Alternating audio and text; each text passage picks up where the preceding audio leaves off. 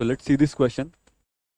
The angle of elevation of jet plane from a point A on the ground is 60 degrees. After a flight of 20 seconds at the speed of 432 kilometre per our, ये जो speed है ना 432 kilometre per our, 432 kilometre per our, इसको metre पर second में convert कर दो. 432 into 5/18 metre पर सेकंड.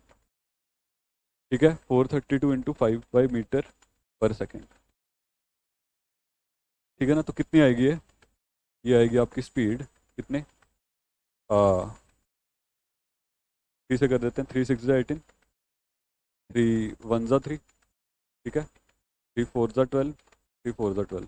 ठीक है, 6 से कट जाएगा. 6 2 12, 6 4 24, 5 4 20, 5 2 10. ठीक है, 5 4 20, 5 2 10 और ये 12, 120 मीटर पर सेकंड. ठीक है, तो मतलब जहाज कितनी स्पीड से उड़ रहा है 120 मीटर पर सेकंड से. ठीक है, 432 किलोमीटर पर आवर क्या होगा हमारा 120 मीटर पर सेकंड.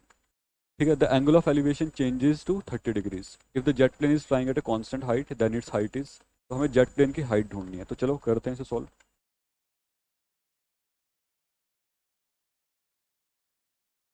ठीक है, ये आ गया हमारा ग्राउंड. ठीक है, angle of elevation of the plane from a point A on the ground is 60 degrees. यहाँ पे कहीं हमारा इस हाइट पे, ठीक है, यहाँ पे कहीं हमारा प्लेन होगा.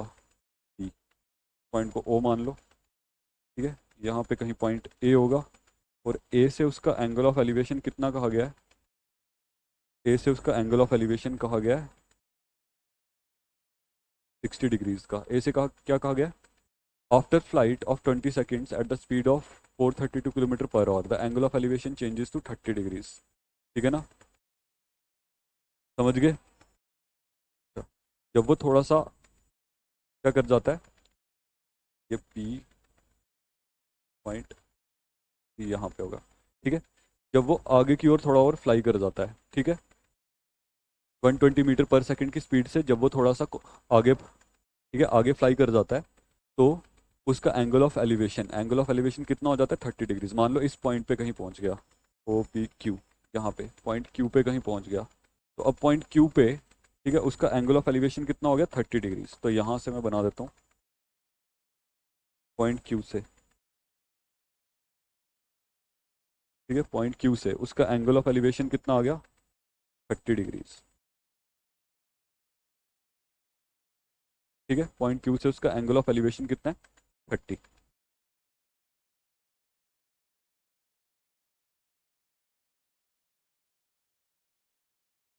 अब हमें ढूंढना क्या है, देन इट्स हाइट इज. अब हमने हाइट ढूंढनी है. ठीक है, हमने हाइट ढूंढनी है प्लेन की. ठीक है, हमने क्या ढूंढना है हाइट. अच्छा, तो क्यू और मान लेता हूँ, इन पॉइंट्स को ज्वाइन कर देते हैं.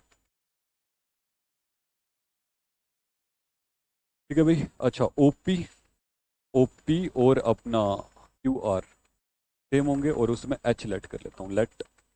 ठीक है, ये भी एच और ये भी एच. ठीक है. हम्म?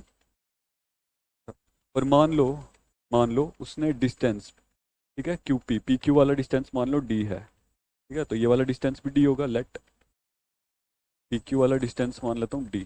ठीक है, ये डिस्टेंस उसने कितनी कितनी स्पीड से कवर किया, ये डिस्टेंस उसने कितनी स्पीड से कवर किया 120 मीटर पर सेकंड की स्पीड से. ठीक है ना. अच्छा, तो चलो. ठीक है, करते हैं इसे सॉल्व.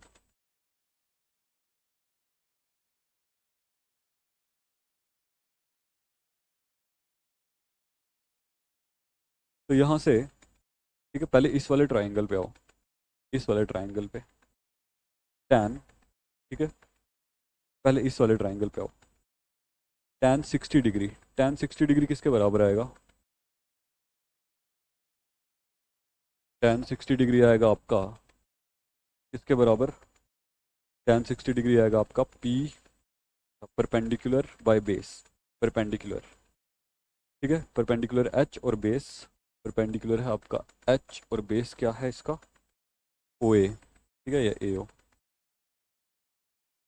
ठीक है, और टैन 60 डिग्री कितना होता है आपका, टैन 60 डिग्री होता है √3. तो ए ओ कितना आ गया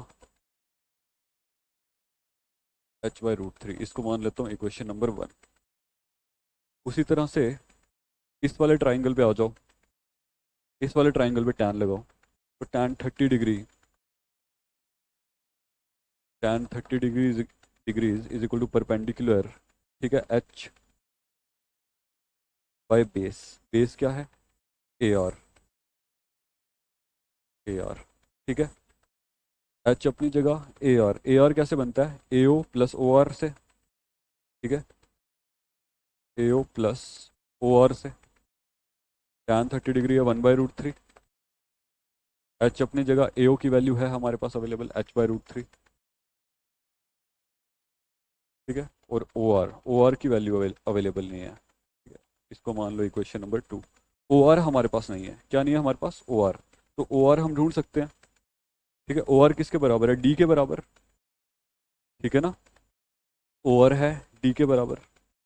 तो इन्होंने कुछ बोला है, ठीक है, after a flight of 20 seconds at the speed of 432 kilometre per our. मतलब यहाँ पे P से Q तक, ठीक है, कितना टाइम लेता है वो? 20 सेकेंड्स, ठीक है। और किस स्पीड से मूव करता है वो? 120 मीटर पर सेकेंड्स। P से Q तक जाने में वो कितना टाइम लेता है? वो टाइम लेता है 20 सेकेंड्स। और किस स्पीड से जाता है यहाँ से यहाँ तक? ठीक है, 120 मीटर पर सेकेंड्स, ठीक है। तो P से Q तक का मैं डिस्टेंस निकाल सकता हूँ ना, ठीक है। फाइंडिंग OR क्या है? D, ठीक है। हम जानते हैं क्या? हम जानते हैं speed is equal to distance upon time, ठीक है। और डिस्टेंस क्या होता है? स्पीड इनटू टाइम, ठीक है। तो स्पीड कितनी थी उसकी? 120, और टाइम था 20 सेकेंड्स। तो मतलब D या OR, ठीक है, यहाँ से OR कितना आएगा? 12 2 ज़ा 24, 2400 मीटर्स आ जाएगा यहाँ से OR, ठीक है। अब यहाँ पे OR की वैल्यू रख दो, ठीक है। देयरफॉर इक्वेशन 2 इज, ठीक है, therefore equation 2 is 1/√3 is equal to h upon h/√3 plus OR की वैल्यू कितनी आ गई है? 2400। कितनी आ गई है? 2400।